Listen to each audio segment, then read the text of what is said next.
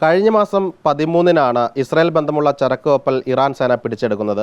3 മലയാളി ജീവനക്കാർ ഉൾപ്പെടെയുള്ള ജീവനക്കാർ ഈ കപ്പലിൽ കുടുങ്ങിക്കിടക്കുകയാണ്.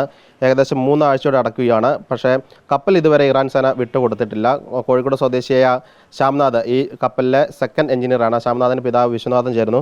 നമുക്ക് ഏതെങ്കിലും തരത്തിലുള്ള വിവരങ്ങൾ പുതിയതായിട്ട് കിട്ടിയിട്ടുണ്ടോ? നമുക്ക് ഇപ്പോൾ പ്രോപ്പറായിട്ടുള്ള വിവരം എന്ന് പറഞ്ഞാൽ ഞാൻ അങ്ങോട്ട് വിളിക്കുന്നു, കമ്പനിക്ക് വിളിക്കുന്നു, അവർ കമ്പനി ഹെഡ് ക്വാർട്ടറിന് വിളിക്കുന്നു. പിന്നെ ഒരു പ്രാവശ്യം ഞാൻ 11 ആൾക്കാർക്ക് ഇമെയിൽ അയച്ചു. എല്ലാവിധ DG ഷിപ്പിംഗ്, ADG ഷിപ്പിംഗ്, ബഹുമാനപ്പെട്ട പ്രൈം മിനിസ്റ്റർ, അങ്ങനെ ജയശങ്കർ സാറിൻ്റെ എല്ലാം അയച്ചു. എല്ലാവർക്കും അയച്ചു. V മുരളീധരൻ സാറിന് സ്റ്റേറ്റ് ആൻഡ് സെൻട്രൽ ഒക്കെ അയച്ചു. പക്ഷേ അവിടുന്ന് കിട്ടി എന്ന് പറഞ്ഞത് മുരളീധരൻ സാറും മാത്രമാണ് പറഞ്ഞത്. സ്റ്റേറ്റിൽ നിന്ന് ഇമെയിൽ കിട്ടി. പിന്നെ ഇന്നലെ നോർക്ക റൂട്ട്സ് എന്നൊരു ലെറ്റർ വന്നു. അവർ ഫോർവേഡ് ചെയ്തു തിരുവനന്തപുരത്തേക്ക്. അത്രയേ ഉള്ളൂ. വേറെ എവിടെ നിന്നും ഒന്നും കിട്ടിയില്ല നമുക്ക് വിവരം. പക്ഷേ ഗവൺമെൻറ് അതിന് വേണ്ടിയിട്ട് ശ്രമിക്കുന്നുണ്ട്. അതുകൊണ്ടാണല്ലോ നമ്മളിപ്പോൾ ഡെയിലി ഫോണിൽ സംസാരിക്കുന്നത്. എല്ലാ ദിവസവും സംസാരിക്കാൻ പറ്റുന്നുണ്ട് മകനുമായിട്ട്? പറ്റുന്നുണ്ട്. പക്ഷേ ചിലപ്പോൾ ബ്രേക്ക് ആവുന്നു. അത് അവർ ഫോൺ കൊടുക്കുകയാണ്. മിലിറ്ററിക്കാർ കൊടുക്കുന്നത്? അവർ കമാൻഡോസ് കൊടുക്കണതാണ്. എന്തൊക്കെ കാര്യങ്ങളാണ് പറയുന്നത്? അവിടുത്തെ കാര്യങ്ങൾ പറയാൻ പറ്റുന്നു? അവിടുത്തെ കാര്യങ്ങൾ ഫുള്ളായിട്ട് അവർ എല്ലാം കുഴപ്പമൊന്നുമില്ല, ഭക്ഷണം കിട്ടുന്നുണ്ട് എന്നാ പറയുന്നത്. പക്ഷേ ഭക്ഷണം കിട്ടുന്നുണ്ടോ അതോ അവരങ്ങനെ പറയുകയാണോ, ഇതൊന്നും നമുക്ക് പ്രവചിക്കാൻ പറ്റില്ല. എംബസിയിൽ ആൾ പോയി, അപ്പോൾ അവർ ഓക്കെയാണ്, അവർ കുഴപ്പമൊന്നുമില്ല. അപ്പോൾ അത് ഫേക്കാണോ എന്ന് ഞാൻ അന്വേഷിച്ചപ്പോൾ എൻ്റെ മകൻ തന്നെ പറഞ്ഞു, അച്ഛൻ ഇങ്ങനെ വിളിച്ചിട്ട് ഇവിടെ വന്നപ്പോൾ പറഞ്ഞു എന്നുള്ളത് പറഞ്ഞു. ഇറാനുള്ള ഇന്ത്യൻ എംബസിക്കാർ പോയിട്ടുണ്ട്. കപ്പലിൽ പോയി നേരിട്ട് കണ്ടു? ഉണ്ട്. അപ്പോൾ ആ സംഗതിയാണ് സംഭവം. കപ്പൽ ഇപ്പോഴും ഔട്ടറിലാണെന്നാണ് പറയുന്നത്. എംബസിക്കാർ നമ്മളോട് എന്തെങ്കിലും കമ്മ്യൂണിക്കേഷൻ ഉണ്ടോ? എംബസിക്കാരൊന്നുമില്ല. എംബസിയിൽ നിന്ന് മെസ്സേജ് വിളിക്കുമ്പോൾ മാത്രമേ ഉള്ളൂ കമ്മ്യൂണിക്കേഷൻ. അല്ലാതെ അവരാൽ എന്നെ വിളിച്ചു സംസാരിക്കൊന്നുമില്ല, ആരുമില്ല. അതേമാതിരി തന്നെ MSC ഓഫീസ് ജനീവ അവർക്ക് വിളിച്ചു, ഷിപ്പിംഗ് കമ്പനി. പിന്നെ അതേമാതിരി മറ്റേ ബോംബെ ഓഫീസ് അവർ ബ്രാഞ്ച് വിളിച്ചാൽ എല്ലാം 100% okay, you don't worry, they will be released soon. That's all. ഈ റിപ്ലൈ ആണ് എനിക്ക് കിട്ടുന്നത്. അങ്ങനെ ജീവനക്കാരെ വിട്ടയക്കുന്നു അല്ലെങ്കിൽ കപ്പൽ ഉൾപ്പെടെ വിട്ടയക്കുന്നു? അല്ല, ജീവനക്കാരെ വിട്ടയക്കുന്ന അവർ പറയുന്നത് they will be released. Ship നമുക്ക് ബോധമില്ല, അവരെന്തോ ആയിക്കോട്ടെ, കമ്പനിയാണ് നോക്കേണ്ടത്. കമ്പനി ആ ഒരു ഉറപ്പ് തന്നിരുന്നു ജീവനക്കാരെ വിട്ടയച്ചിട്ട് ഷിപ്പ് അവിടെ ഹോൾഡ് ചെയ്യാൻ? ഒരു ഉറപ്പുമില്ല, ഒന്നും പറഞ്ഞില്ല. അതാണ് നമുക്ക് ആവശ്യം, ആ ഉറപ്പാണ് നമുക്ക് ആവശ്യം. ഡേറ്റ് എന്ന് വരും എന്നുള്ളത്. കപ്പൽ മാത്രം ഹോൾഡ് ചെയ്തിട്ട് ജീവനക്കാരെ വിടുന്ന കാര്യത്തിൽ ഒരു തീരുമാനം പറഞ്ഞിട്ടില്ല? ഒന്നും പറഞ്ഞില്ല. They will be released soon, അത്രേ ഉള്ളൂ.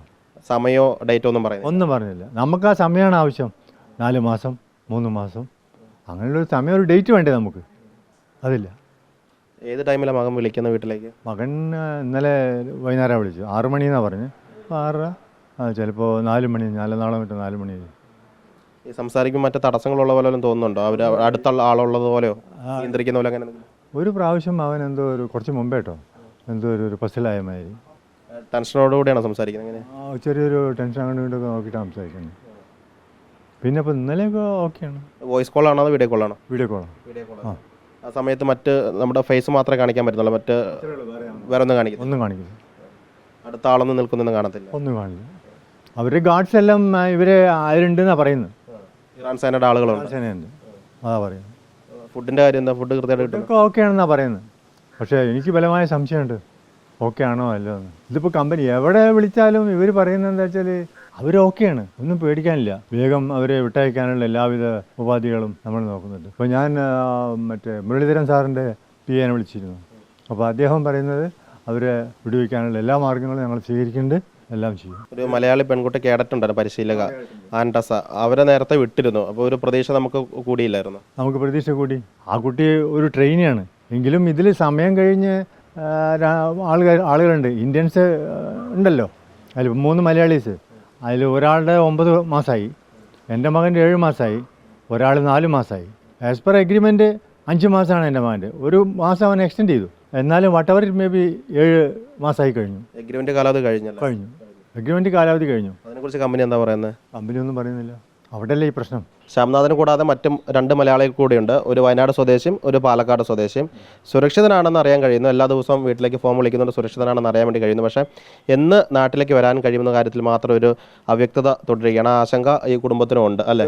നമ്മളത് we are very eager to hear the correct date.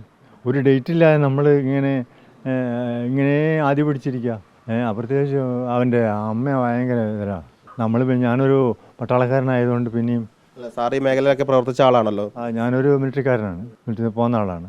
ഏകദേശമൊക്കെ നമുക്ക് എൻ്റെ ചാനൽ അറിയാം. സംഭവം ഒന്നും സംഭവിക്കില്ല, സംഭവിച്ചു. പക്ഷെ നമുക്കിപ്പോൾ പോകുന്നതോട് ഒരു ആശങ്ക അല്ലേ? ഒരാശങ്ക. ഏതായാലും നടപടികളൊക്കെ തന്നെ വേഗത്തിൽ പൂർത്തീകരിച്ച് എല്ലാവരും മടങ്ങിയെത്തട്ടെ എന്ന് നമുക്കും പ്രതീക്ഷിക്കാം. വീഡിയോ ജേർണലിസ്റ്റ് മകേഷ് ബാലുശ്ശേരിക്കൊപ്പം റിപ്പോർട്ടർ സിനോയ് തോമസിന്, റിപ്പോർട്ടർ കോഴിക്കോട്.